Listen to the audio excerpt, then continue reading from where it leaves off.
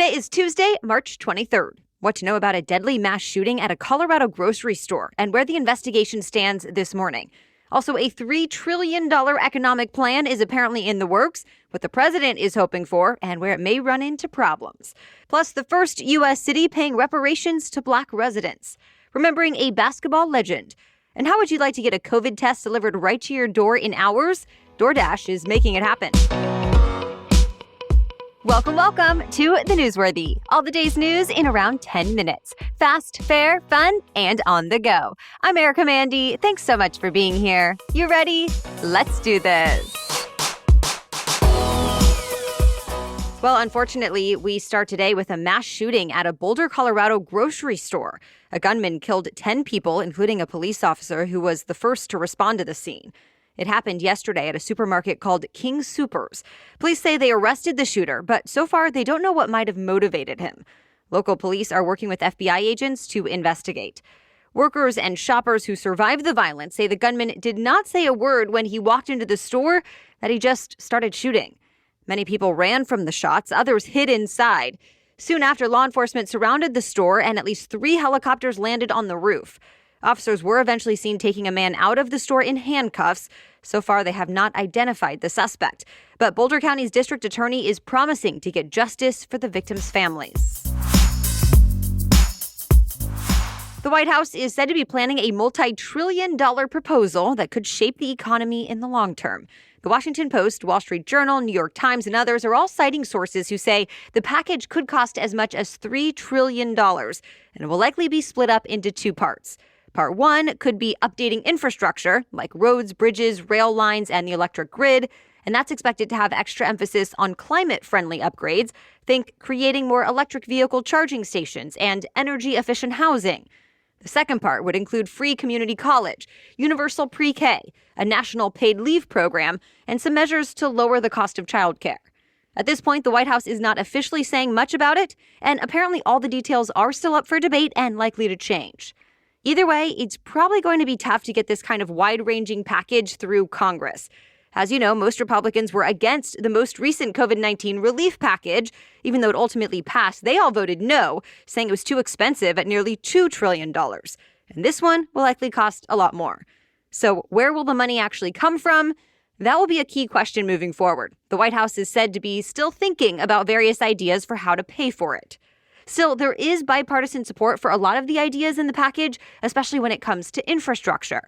President Biden's advisors are expected to bring the proposal to leaders in Congress, as well as industry and labor groups, as soon as this week, so stay tuned. The United States is punishing China in a new way for what it calls human rights abuses, and the U.S. is not doing it alone. The U.S., UK, European Union, and Canada all put new economic penalties in place against Chinese officials. They say all the officials are linked to abuses against Uyghur Muslims. Remember, the U.S. already declared China is committing genocide. The U.S. Secretary of State has said China is forcing people into concentration camps with more than 1 million people detained. Now, the Treasury Department says consequences will keep coming as long as China keeps abusing and torturing the Uyghur people. However, China still denies there's any human rights abuses going on, and the country is now promising to retaliate. Closer to home, one of the biggest challenges for the Biden administration is happening on the U.S.-Mexico border. So top officials are in Latin America this week to deal with the situation head on. The White House says they'll ask authorities in Mexico and Guatemala to help manage the surge of migrants traveling north.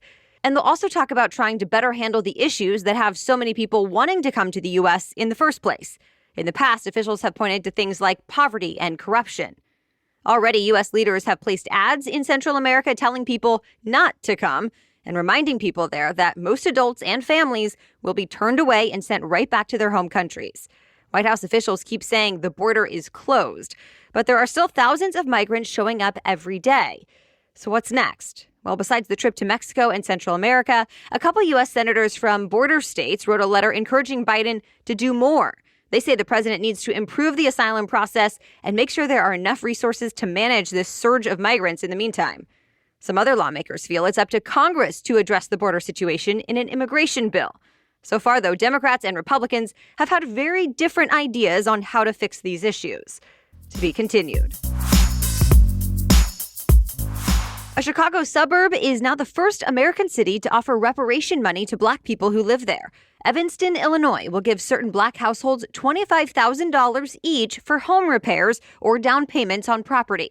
Advocates say it's a way to right the wrongs caused by slavery, segregation, and housing discrimination. But one member of the city council voted against the plan. She said she does support reparations, but did not like how the city was telling people that the money had to be spent on housing projects. Still, it's now approved, and the city has promised to give out a total of $10 million over the next 10 years.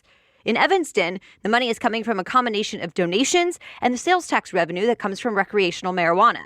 Hundreds of other communities and organizations around the country are considering other reparations proposals as well. The critics have argued Americans today should not have to pay for crimes of the past, or that these payments are ineffective at addressing the real issue of inequality. Either way, some historians say the Evanston program will likely have a snowball effect and inspire more like it around the country, possibly even a nationwide program in the future. All right, we have much more news still ahead, but first, thanks to our sponsor this week, Rothy's. Make your mark in 2021 with chic, comfortable, washable, and sustainable shoes and bags from Rothy's. Rothy's is always up to date with what's in style, and they come in constantly changing variety of colors, prints, and patterns. I still love and wear the Rothy's flats I got last winter. I throw them on with almost any outfit, and they're hands down the most comfortable flats I've ever worn. Plus, I can just toss them in the washing machine for a quick refresh whenever I need. I'm also a big fan of the lace-up shoes I bought more recently. They're comfortable and casual, yet still stylish. And perhaps you have a goal this year to buy more sustainable products. Well, Rothy's has you covered, not only because they'll last a long time, but also because their shoes and accessories are made out of plastic water bottles. So check out all the amazing shoes, bags, and masks available right now at rothys.com/newsworthy. That's Rothys, Rothys, rothys.com/newsworthy, where style and sustainability meet to create your new favorites. Head to rothys.com/newsworthy today. Okay, now back to the news. American health officials say they have new concerns about that COVID-19 vaccine developed by AstraZeneca and the University of Oxford. Remember, we told you yesterday the vaccine maker reported its shots were 79% effective in preventing any symptoms from COVID-19. And the company is expected to apply for U.S. authorization in the next few weeks, so Americans could potentially get yet another vaccine option. Well, early this morning, a top U.S. health agency put out a rare statement saying it looks like AstraZeneca may have been using outdated, incomplete data when it reported those results. So it's asking the company to release updated information as soon as possible. So far, AstraZeneca has not yet responded to this latest development. We should note, even though these shots are not yet on the market here in the U.S., they are being used in more than 50 other countries. You can now get a COVID-19 test delivered to your door the same day you order it.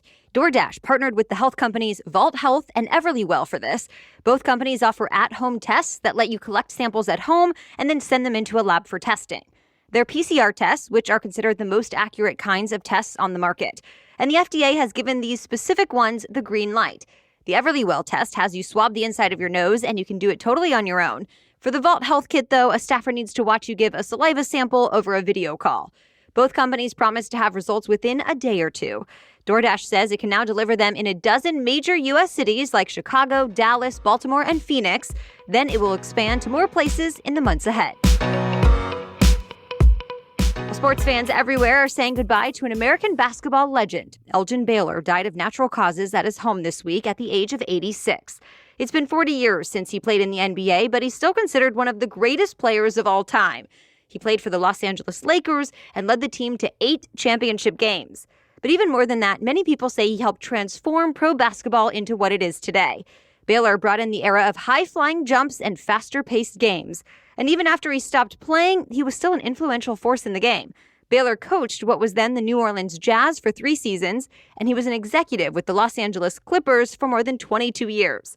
In a statement, the Clippers called Baylor a, quote, transcendent player, a beloved teammate, and a pioneering executive. Well, scientists are testing out a new way to clean up space junk. Right now, there are millions of pieces of debris floating around the Earth.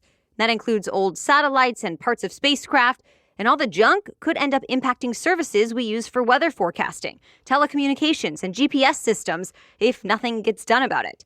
So scientists launched a new spacecraft this week that could help. This one is designed to find and chase down debris. The idea is for it to latch on like a magnet and push the junk into the Earth's atmosphere where it would all burn up. And that said, for now, this spacecraft needs to be tested over the next 6 months to see if it really works.